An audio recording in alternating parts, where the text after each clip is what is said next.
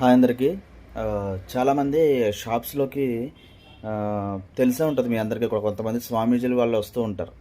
అంటే ఆదివారం పూట కొంతమంది మార్నింగ్ టైం మనకి తణుకులో చాలామంది వస్తారు. అంటే అమ్మ ముగ్గురం ఉన్నాం, నలుగురం అని చెప్పి నలుగురు రూ. 4 అట్లా తీసుకుంటూ ఉంటారు. సో, వాళ్ళు కాకుండా ఉత్తప్పుడు మిగతా రోజుల్లో కొంతమంది స్వామీజీలు ఇద్దరేసి రుద్రాక్షలేసుకొని లేక కొంచెం పైన క్యాప్ ఒకటెట్టుకొని ఇలా కొంతమంది స్వామీజీలు వస్తారు.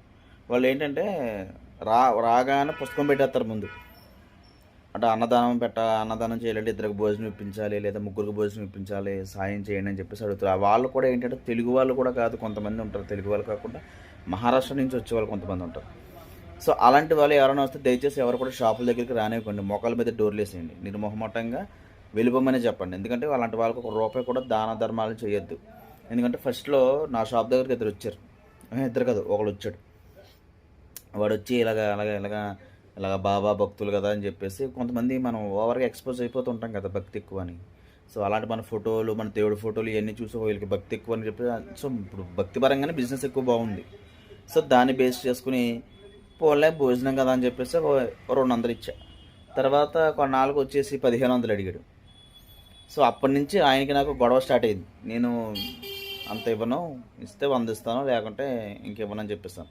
అలా కాదు, ఇలా కాదు, చెయ్యి చాపండి, కొంచెం మాట్లాడాలి అని చెప్పేసి మనకు తెలియకుండా మన చేత ఒక ప్రమాణం చేయించుకుంటారు. మళ్ళీ నేను ఇంత హెల్ప్ చేస్తాను, నేను ఇంత చేస్తానని చెప్పేసి లాస్ట్‌లో డబ్బులు ఇయ్యి అంటాడు. సో, ఇలాంటి లాజికల్‌గా మాట్లాడే స్వామీజీలు కొంతమంది ఉంటారు. అంటే దొంగ నా కొడుకులు వీళ్ళందరూ. వాళ్ళు నిజమైన స్వామీజీలు కాదు. సో, అట్లాంటి స్వామీజీలు షాపుల దగ్గరికి ఎవరైనా వచ్చినా నిజమైన వాళ్ళైతే ఎవరైతే భోజనం పెట్టండి ఇది చెప్పి నన్ను అడగడు. వాడు ఉంటే అడుగుతాడు. రూపాయి, రూ. 2 ఇచ్చినా అది కళ్ళకద్దుకుని తీసుకెళ్ళిపోతూ ఉంటాడు. ఇలాంటి వాళ్ళు వస్తారు. సో, ప్రతి ఒక్కళ్ళు చాలా జాగ్రత్తగా ఉండండి. ఇలాంటి వాళ్ళందరికీ ఎవరు లొంగొద్దు. అర్థమవుతుంది. ఎవరైనా ఎక్కువ ఓవర్ యాక్షన్‌గా రుద్రాక్షలు వేసుకున్నంత బీభత్సంగా వచ్చితే కనుక ముందే నిర్మొహమాటంగా బయటికి వెళ్ళిపోమని చెప్పండి అలాంటి వాళ్ళని. సో, ఖచ్చితంగా ఈ వీడియో అందరికీ షేర్ చేయండి. ఎవరికి కూడా ఎవరు రూపాయి ఇవ్వాల్సిన అవసరం లేదు. ఎవరి వ్యాపారం వాళ్ళు జాగ్రత్తగా చేసుకోండి. Thank you.